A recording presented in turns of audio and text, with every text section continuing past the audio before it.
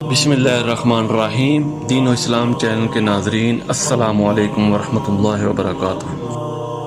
صحیح بخاری کی حدیث نمبر 46 ہے۔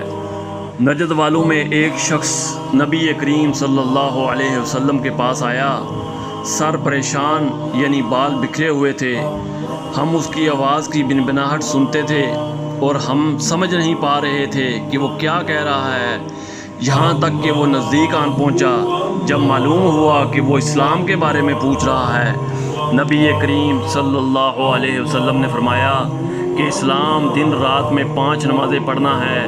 اس نے کہا، بس اس کے سوا تو اور کوئی نماز مجھ پر نہیں۔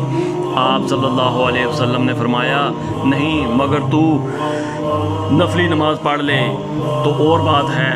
نبی کریم صلی اللہ علیہ وسلم نے فرمایا، اور رمضان کے روزے رکھنا۔ اس نے کہا، اور تو کوئی روزہ مجھ پر نہیں ہے۔ آپ صلی اللہ علیہ وسلم نے فرمایا، نہیں مگر نفلی روزے رکھے تو اور بات ہے۔ تعالیٰ نے کہا، اور نبی کریم صلی اللہ علیہ وسلم نے اس سے زکوٰۃ کا بیان کیا۔ وہ کہنے لگا کہ بس اور کوئی صدقہ مجھ پر نہیں ہے۔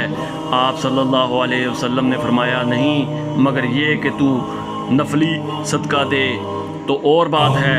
راوی نے کہا، پھر وہ شخص پیٹھ موڑ کر چلا، یوں کہتا جاتا تھا، قسم اللہ کی میں نہ اس سے بڑھاؤں گا نہ گھٹاؤں گا۔ نبی کریم صلی اللہ علیہ وسلم نے فرمایا، اگر یہ سچا ہے تو اپنی مراد کو پہنچ گیا۔